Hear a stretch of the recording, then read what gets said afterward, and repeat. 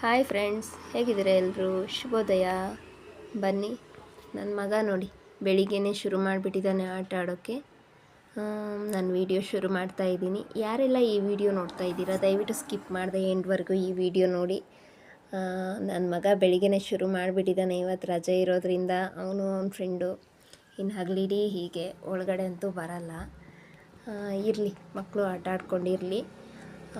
ನನ್ನ ಕೆಲಸ ಏನಿದೆ ಇವತ್ತು ಅದನ್ನು ನೋಡೋಣ. ನಾನು ಬ್ಲೌಸ್ ಕಟ್ಟಿಂಗ್ಸ್ ಎಲ್ಲ ಮಾಡ್ತಾಯಿದ್ದೀನಿ, ತೋರಿಸ್ತೀನಿ ಬನ್ನಿ ಫ್ರೆಂಡ್ಸ್. ನಮ್ಮ ಕೆಲಸ ಶುರು ಮಾಡೋಣ. ನಾನಿಲ್ಲಿ ಬ್ಲೌಸ್ ಕಟ್ಟಿಂಗ್ ಮಾಡ್ತಾಯಿದ್ದೀನಿ. ಆಲ್ರೆಡಿ ಕಟ್ಟಿಂಗ್ ಮಾಡ್ಕೊಂಡಿದ್ದೆ. ಸೊ ಒಂದು ಬ್ಲೌಸ್ ಪೀಸ್ನ ನಾನು ಕಟ್ಟಿಂಗ್ ಮಾಡ್ಕೊಂಡಿದ್ದೀನಿ. ಅದೇ ಮೆಷರ್ಮೆಂಟ್ಗೆ ಇನ್ನು 4 ಬ್ಲೌಸ್ ಪೀಸ್ನ ಕಟ್ ಮಾಡೋದಿದೆ. ಒಬ್ರದ್ದೇ 5 ಬ್ಲೌಸಸ್ ಬಂದಿದೆ ನನಗೆ ಸ್ಟಿಚ್ಚಿಗೆ. ಸೊ ನಾವು ಏನು ಮಾಡಬೇಕಂದ್ರೆ ಒಂದನ್ನು ಕಟಿಂಗ್ ಮಾಡ್ಕೋಬೇಕು. ಆಮೇಲೆ ಅದೇ ನಾವೇನು ಕಟ್ ಮಾಡ್ಕೊಂಡಿರ್ತೀವೋ ಆ ಪೀಸನ್ನು ಬಟ್ಟೆ ಮೇಲೆ ಇಟ್ಟು ಕಟ್ಟಿಂಗ್ ಮಾಡಿಕೊಂಡ್ರೆ ತುಂಬ ಈಸಿಯಾಗಿ ನಮ್ಮ ಕೆಲಸ ಬೇಗ, ಟೈಮ್ ಕೂಡ ಸೇವ್ ಆಗುತ್ತೆ, ಈಸಿನೂ ಆಗುತ್ತೆ. ಸೊ ನಾನೀಗ ಅದೇ ಮೆಥಡ್ ಫಾಲೋ ಮಾಡ್ತಾಯಿದ್ದೀನಿ. ಬೇಕಿದ್ರೆ 5 ಲೈನಿಂಗ್ ಪೀಸಸ್ಸನ್ನು ಒಟ್ಟಿಗೆ ಇಟ್ಕೊಂಡು ಕಟ್ ಮಾಡ್ಕೋಬಹುದು ಒಂದೇ ಸಲಕ್ಕೆ. ಬಟ್ ಅದು ಮಾರ್ಕೆಲ್ಲ ಮಾಡೋದು ನನಗೆ ಸ್ವಲ್ಪ ಕಷ್ಟ ಆಗುತ್ತೆ ಅಂತ ಪುನಃ ಅದನ್ನು ತೆಗಿಬೇಕು, ಪುನಃ ಎಷ್ಟು ಮೆಷರ್ಮೆಂಟ್ ಇದೆ ನೋಡಿ ಮಾರ್ಕ್ ಮಾಡ್ಕೋಬೇಕು ಆ ಥರ ಇರೋದ್ರಿಂದ ನಾನು ಒಂದೊಂದೇ ಇಟ್ಕೊಂಡು ಕಟ್ ಮಾಡ್ಕೊಂಡಿದ್ದೀನಿ. ಇವಾಗ ನಾನೇನು ಇಟ್ಕೋತಿದ್ದೀನಿ ನೋಡಿ, ಬ್ಯಾಕ್ ಪಾರ್ಟು ನಾನು ಅದರ ಹಿಂದ್ಗಡೆ ಮಾರ್ಕ್ ಮಾಡಿದ್ದೀನಲ್ಲ, ಅದ್ರ ಮಾರ್ಕು ಈ ಲೈನಿಂಗ್ ಬಟ್ಟೆ ಮೇಲೆ ಬೀಳುತ್ತೆ. ಸೊ ನಮಗೆ ಕಟಿಂಗ್ ಮಾಡಿದ್ಮೇಲೆ ಅಲ್ಲೇನು ಮಾರ್ಕ್ ಬಿದ್ದಿದೆ ಅದ್ರ ಮೇಲೆ ನಾವು ಎಕ್ಸ್ಟ್ರಾ ಮಾರ್ಕ್ ಹಾಕ್ಕೊಂಡ್ರೆ ಅಲ್ಲಿಗೆ ಮುಗಿಯುತ್ತೆ ನಮ್ಮ ಕೆಲಸ. ಆವಾಗ 2 ಸಲ ನಾವು ಅಳತೆ ನೋಡಬೇಕು. ಕಟ್ಟಿಂಗ್ ಮಾಡೋದು ಪ್ರತಿ ಬ್ಲೌಸಿಗೂ ಅಳತೆ ನೋಡ್ತಾ ಕೂರೋದು ತಪ್ಪುತ್ತೆ, ನಮ್ಮ ಟೈಮಲ್ಲಿ ಉಳಿಯುತ್ತೆ. ಸೊ ನಾವು ಒಂದು ದಿನ ಇಡೀ ಈ ಥರ ಕಟ್ಟಿಂಗ್ ಮಾಡಿಕೊಂಡ್ರೆ ನೆಕ್ಸ್ಟ್ ಡೇ ಅದನ್ನು ಸ್ಟಿಚ್ ಮಾಡ್ಕೋಬೋದು. ಆವಾಗ ನಮ್ಗೆ ಈಸಿ ಆಗುತ್ತೆ. ಒಂದೊಂದೇ ಬ್ಲೌಸ್ ಕಟ್ಟಿಂಗ್ ಮಾಡ್ಕೊಳ್ಳೋದು, ಒಂದೊಂದೇ ಸ್ಟಿಚಿಂಗ್ ಮಾಡ್ಕೊಳ್ಳೋದು ಅಂದರೆ ಸ್ವಲ್ಪ ಕಷ್ಟನೇ. ನೋಡಿ, ಈ ಥರ ಪ್ರೆಸ್ ಮಾಡಿದ್ರೆ ಮಾರ್ಕ್ ಆ ಕಡೆ ಸೈಡ್ ಬೀಳುತ್ತೆ. ಆವಾಗ ನಾವು ಈ ಬ್ಲೌಸ್ ಇದನ್ನು ಏನು ತೆಗಿತೇವೆ ಆಮೇಲೆ ಆ ಮಾರ್ಕನ್ನು ಹಾಕೋಬೋದು. ಬಟ್ ಕಟ್ಟಿಂಗ್ ಮಾತ್ರ ಕರೆಕ್ಟಾಗಿ ಮಾಡ್ಕೋಬೇಕು. ನೀವು ಸ್ವಲ್ಪನೂ ವ್ಯತ್ಯಾಸ ಮಾಡೋ ಹಾಗೆ ಇಲ್ಲ. ಅದರಲ್ಲೂ ಬ್ಲೌಸಲ್ಲಂತೂ ಸ್ವಲ್ಪ ಹೆಚ್ಚು ಕಮ್ಮಿ ಆದರೂ ಬ್ಲೌಸ್ ಕೆಟ್ಟೋಗುತ್ತೆ. ನೋಡಿ, ನಾವೇನು ಲೈನಿಂಗ್ ಇಟ್ಕೊಂಡಿದ್ದೀವಲ್ಲ, ಕರೆಕ್ಟಾಗಿ ಕಟ್ಟಿಂಗ್ ಮಾಡಿದ್ರೆ ಇದು ಈಸಿ ಮೆಥಡ್ ಫ್ರೆಂಡ್ ನಿಮಗೆಲ್ಲ. ಅದು ಸ್ಟಾರ್ಟಿಂಗ್ ಕಲಿಯೋರಿಗಂತೂ ಇದು ತುಂಬ ಈಸಿ ಮೆಥಡು. ಒಂದು ಲೈನಿಂಗ್ ಪೀಸ್ನ ನೀವು ಕರೆಕ್ಟಾಗಿ ಅಳತೆ ಇಟ್ಕೊಂಡು ಕರೆಕ್ಟ್ ಕಟ್ ನೋಡಿ, ಮಾರ್ಕ್ ಹೇಗೆ ಬಿದ್ದಿದೆ ನೋಡಿ, ಅದರಲ್ಲಿ ಸ್ಟಿಚ್ಚಿಂಗ್ ಮಾರ್ಕು ಹಾಗೆ ಟಕ್ಸ್ ಮಾರ್ಕು ಅದ್ರ ಮೇಲೆ ಪುನಃ ನಾವು ಒಂದು ಸಲ ಹಾಕ್ಕೊಂಡ್ರೆ ನಮಗೆ ಸ್ಟಿಚಿಂಗ್ ಮಾಡೋವಾಗ ಮಾರ್ಕ್ ಎಲ್ಲೆಲ್ಲಿದೆ ಅಂತ ಕರೆಕ್ಟಾಗಿ ಗೊತ್ತಾಗಬೇಕಲ್ಲ. ಸೊ ಡಾರ್ಕಾಗಿ ನಾವು ಹಾಕ್ಕೋಬೇಕು. ಅದೇ ಥರ ಬ್ಯಾಕ್ ಸೈಡನ್ನು ಹಾಕ್ಕೋಬೇಕು. ಇದು ನಮಗೆ ಫೈನಲ್ ಫಿಟ್ಟಿಂಗಿಗೆ ಈ ಮಾರ್ಕು ತುಂಬ ಇಂಪಾರ್ಟೆಂಟ್ ಆಗುತ್ತೆ. ಆರಾಮಾಗಿ ನೋಡಿ, ಪ್ರೆಸ್ ಮಾಡಿದ್ರೆ ಹೇಗೆ ಮಾರ್ಕ್ ಬೀಳುತ್ತೆ ಅಲ್ವಾ. ಸೊ ಫ್ರಂಟ್ ಪಾರ್ಟ್ ಆಯಿತು. ಇವಾಗ ಹಾಗೆ ಮುಂದೆ ಬನ್ನಿ. ಅದನ್ನೇನು ಚೇಂಜಸ್ ಮಾಡೋದೇ ಬೇಡ. ಈ ಬ್ಯಾಕ್ ಪಾರ್ಟ್ ಆಯಿತು. ಅದನ್ನೇನು ಚೇಂಜಸ್ ಮಾಡೋದೇ ಬೇಡ, ಹಾಗೆ ಇಟ್ಕೊಳ್ಳಿ. ಇವಾಗ ಅದ್ರ ಮೇಲೆ ಫ್ರಂಟ್ ಪಾರ್ಟ್ ಇಡಿ. ನಾವೇನು ಕಟ್ ಮಾಡಿ ಇಟ್ಕೊಂಡಿದ್ದೀವಲ್ಲ ಆ ಫ್ರಂಟ್ ಪಾರ್ಟನ್ನು ಇದ್ರ ಮೇಲೆ ತಿರುಗಿಸಿ ಇಡಿ. ನಾವು ಆವಾಗ ಬ್ಯಾಕ್ ಪಾರ್ಟ್ ಈ ಕಡೆ ಸೈಡ್ ಹೇಗೆ ಇಟ್ಕೊಂಡಿದ್ವೋ ಹಾಗೆ ಇಟ್ಕೋಬಾರ್ದು. ವಾಪಸ್ ಇಲ್ಲಿ ಏನು ಸ್ಪೇಸ್ ಇದೆ ಈ ಕಡೆ ಆ ಕಡೆ ನಮ್ಮ ಮೇಲ್ಭಾಗ ಬರೋ ಥರ ಇಟ್ಕೋಬೇಕು ನೋಡಿ. ಆವಾಗ ಬ್ಲೌಸ್ ಪೀಸ್ ಅನ್ನೋದು ವೇಸ್ಟ್ ಆಗಲ್ಲ. ನಮಗೆ ಬ್ಲೌಸಲ್ಲಿ ಸ್ವಲ್ಪ ಕೂಡ ವೇಸ್ಟ್ ಆಗೋ ಹಾಗೆ ಇಲ್ಲ. ಯಾಕಂದರೆ ಹುಕ್ಸ್ ಪಟ್ಟಿ, ಕಾಜಾ ಪಟ್ಟಿ, ಬೆಲ್ಟ್ ಪಟ್ಟಿ, ಆಮೇಲೆ ಇದು ಹೆಮ್ಮಿಂಗ್ ಪಟ್ಟಿ ಎಲ್ಲ ಕೂಡ ಅದರಲ್ಲೇ ಬರಬೇಕಾಗಿರೋದ್ರಿಂದ ನಾವು ಬ್ಲೌಸ್ ಪೀಸನ್ನು ಯಾವ ರೀತಿ ಎಲ್ಲಿ ಸ್ವಲ್ಪ ಉಳ್ಸೋಕ್ಕೆ ಟ್ರೈ ಮಾಡಬೇಕೋ ಅಷ್ಟನ್ನು ನಾವು ಟ್ರೈ ಮಾಡಬೇಕು. ಯಾಕಂದರೆ ನಮಗೆ ಸ್ವಲ್ಪ ಬ್ಲೌಸು ಹೆಚ್ಚು ಕಮ್ಮಿ ಆದರೂ ಆಮೇಲೆ ಬ್ಲೌಸ್ ಪೀಸು ಸಿಗಲ್ಲ. ಒಂದು ನೆನ್ಪಿಟ್ಕೊಳ್ಳಿ ಫ್ರೆಂಡ್ಸ್, ನೀವು ಬ್ಲೌಸು ಫುಲ್ಲು ಕಟ್ಟಿಂಗಾಗಿ ಸ್ಟಿಚ್ಚಿಂಗ್ ಮುಗಿಯೋವರೆಗೂ ಸಹ ನೀವು ಆ ಬ್ಲೌಸಿನ ಒಂದು ಸಣ್ಣ ಪೀಸ್ ಕೂಡ ನೀವು ಬಿಸಾಕೋ ಹಾಗಿಲ್ಲ, ಯಾಕಂದರೆ ನಮಗೆಲ್ಲದು ಸಹ ಯೂಸ್ ಆಗುತ್ತೆ ಅದರಲ್ಲಿ. ಒಂದು ಸಣ್ಣ ಪೀಸ್ ವ್ಯತ್ಯಾಸ ಆದರೂ ನಿಮಗೆ ಬ್ಲೌಸ್ ಪೀಸ್ ಅನ್ನೋದು ಸಿಗಲ್ಲ. ಮತ್ತು ನೀವು ಹೊಸದೇ ತಂದು ಮಾಡಿಕೊಡ್ಬೇಕು ಅವರಿಗೆ. ನೋಡಿ ಮಾರ್ಕ್ ಹೇಗೆ ಬಿದ್ದಿದೆ ನೋಡಿ ಫ್ರಂಟ್ ಪಾರ್ಟಿಂದು. ಹಾಗೆ ಕೆಲವರು 3 ಟಕ್ಸ್ ಇಡಿಸ್ಕೋತಾರೆ ಸಾಕು ಅಂತ, ಕೆಲವರು 4 ಟಕ್ಸ್ ಇಡ್ತಾರೆ. 4 ಟಕ್ಸ್ ಇಟ್ಟರೆ ಬೆಟರು, ಚೆನ್ನಾಗಿರುತ್ತೆ. ತುಂಬ ದಪ್ಪ ಇರೋರಿಗೆಲ್ಲ ಬೇಕು ಅಂತ ಏನಿಲ್ಲ 4 ಟಕ್ಸು, ಬಟ್ ಇಟ್ಟರೆ ಸ್ವಲ್ಪ ಕಂಫರ್ಟಬಲ್ ಫೀಲ್ ಇರುತ್ತೆ. ಆ ಥರ ನನ್ನ ಕಸ್ಟಮರ್ ಹೇಳ್ತಾರೆ 4 ಟಕ್ಸು ಇಡಿ, 3 ಬೇಡ ಅಂತ. ಕೆಲವ್ರಿಗೆ ಸ್ವಲ್ಪ ಬ್ಲೌಸ್ ಲೂಸಾಗಿ ಫ್ರೀಯಾಗಿ ಇರಬೇಕು, ಈಗ ವಯಸ್ಸಾದವರಿಗೆಲ್ಲ ಅಂಥವರಿಗೆಲ್ಲ, ತುಂಬ ಏಜ್ ಆದವರಿಗೆಲ್ಲ ಆದರೆ 3 ಟಕ್ಸ್ ಸಾಕು. ಅವ್ರಿಗೆ ಲೂಸೇ ಬೇಕಲ್ವ. ಇದು 4 ಟಕ್ಸ್ ಇಟ್ಟರೆ ಕರೆಕ್ಟ್ ಫಿಟ್ಟಿಂಗ್ ನಿಮಗೆ ಬರ್ತದೆ. ನಿಮಗೆ ಕರೆಕ್ಟ್ ಮೆಷರ್ಮೆಂಟು ತೆಗೆದು ಬ್ಲೌಸ್ ಪೀಸ್ ಹೇಗೆ ಕಟ್ಟಿಂಗ್ ಮಾಡೋದು ಅನ್ನೋದನ್ನು ನೆಕ್ಸ್ಟ್ ವೀಡಿಯೋದಲ್ಲಿ ತೋರಿಸ್ತೀನಿ. ಇದು ನಾನು ಅರ್ಜೆಂಟಲ್ಲಿ ಮಾಡಿದೆ, ಸೊ ಹಾಗೆ ನೋಡಿ ಕರೆಕ್ಟ್ ಆಯಿತಾ. ಅಲ್ಲಷ್ಟು ಪೀಸು ಉಳಿಯುತ್ತಾ. ಕೆಲವರು ಬೆಲ್ಟ್ ಪಟ್ಟಿನ ಅದರಲ್ಲೇ ಕಟ್ ಮಾಡ್ಕೋತಾರೆ, ನಾನು ಮಾಡ್ಕೋತೀನಿ, ಬಟ್ ನನಗೆ ಅದಷ್ಟು ಕಂಫರ್ಟಬಲ್ ಇಲ್ಲ. ನಾನು ಬೆಲ್ಟ್ ಪಟ್ಟಿನ ನಂದು ಟಕ್ಸ್ ಎಲ್ಲ ಏನು ಸ್ಟಿಚ್ ಆಗುತ್ತೆ ಆಮೇಲೆ ನಾನು ಬೆಲ್ಟ್ ಪಟ್ಟಿ ಕಟ್ ಮಾಡ್ಕೊಳ್ಳೋದು.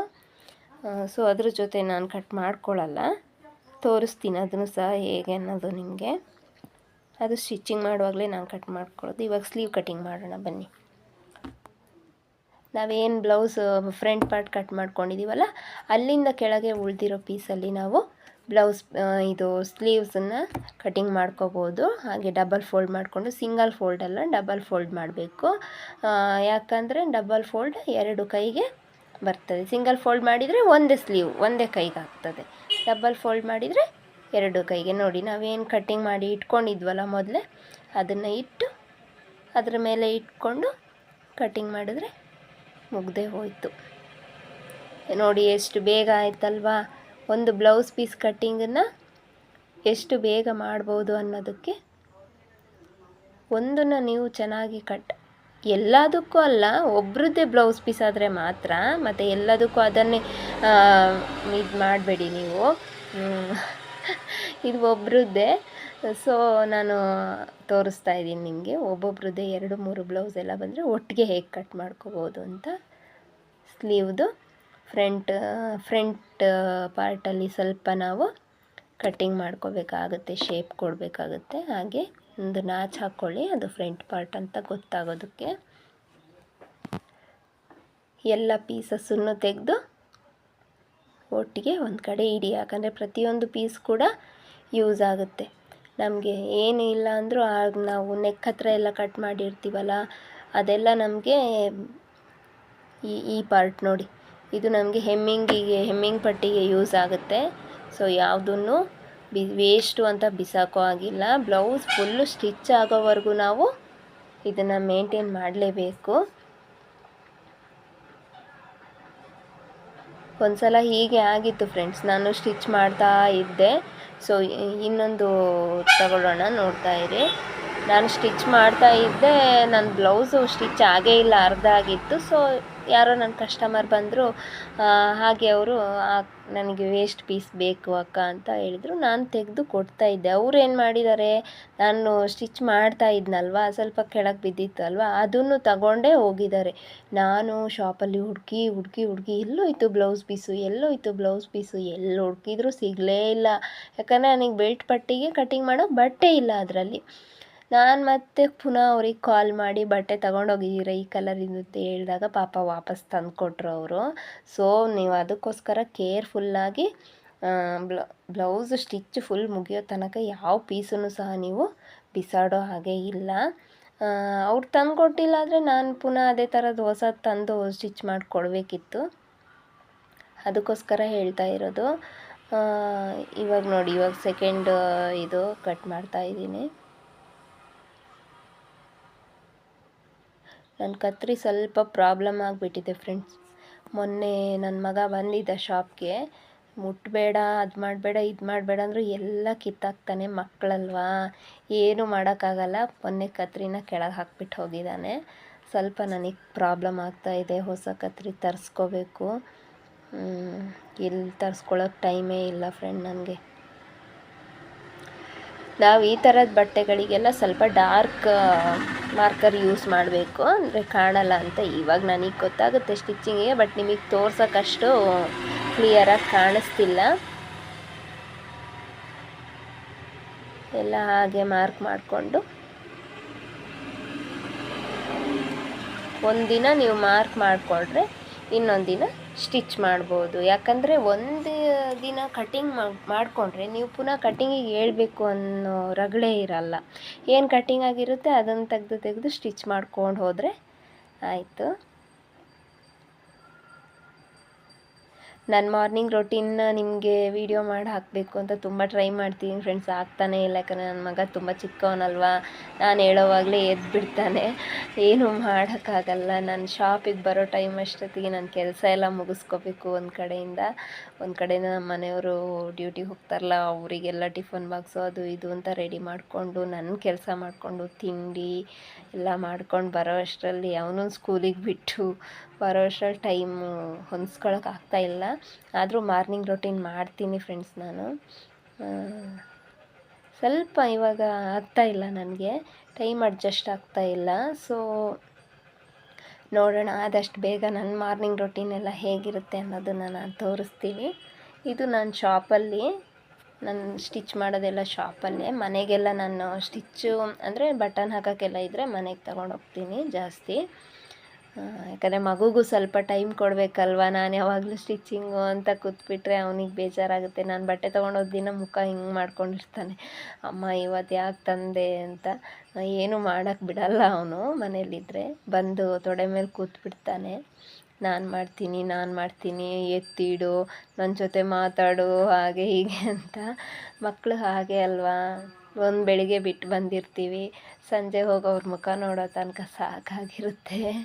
ಯಾವಾಗ ಸಂಜೆ ಆಗುತ್ತೋ ಅಂತ ಕಾಯ್ತಿರ್ತೀನಿ ನಾನಂತೂ. ಸೊ ನೋಡಿ ಫ್ರೆಂಡ್ಸ್, ಈ ವಿಡಿಯೋನ ನಿಮಗೆ ಹೆಲ್ಪ್ ಆಗ್ಬೋದು, ಬಿಗಿನರ್ಸ್ಗೂ ಸಹ. ಒಂದೇ ಸಲಕ್ಕೆ ಒಬ್ಬರು ಬ್ಲೌಸ್ ಪೀಸನ್ನು ಹೇಗೆ ಕಟ್ ಮಾಡೋದು, 2-3 ಬ್ಲೌಸ್ ಪೀಸ್ ಒಬ್ರದ್ದೇ ಇದ್ದರೆ ಒಂದೇ ಸಲಕ್ಕೆ ಹೇಗೆ ಕಟ್ ಮಾಡೋದು ಅಂತ ನೋಡಿ. ನೆಕ್ಸ್ಟ್ ವೀಡಿಯೋದಲ್ಲಿ ನಾನು ಬ್ಲೌಸ್ ಪೀಸ್ ಈಸಿ ಮೆಥಡಲ್ಲಿ ನಿಮಗೆ ಕಟ್ಟಿಂಗ್ಸ್, ಸಿಂಪಲ್ ಬ್ಲೌಸ್ ಕಟ್ಟಿಂಗ್ಸ್ ಹೇಳ್ಕೊಡ್ತೀನಿ ನಾನು.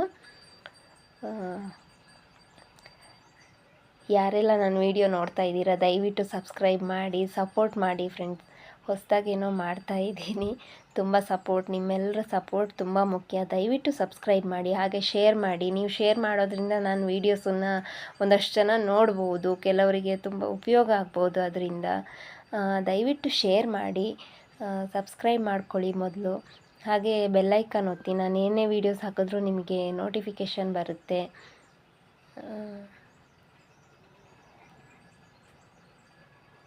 ನೋಡಿ ಫ್ರಂಟಲ್ಲಿ ಈ ಥರ ಸ್ವಲ್ಪ ಶೇಪ್ ತೆಕ್ಕೊಳ್ಳೇಬೇಕು ಸ್ಲೀವ್ದು.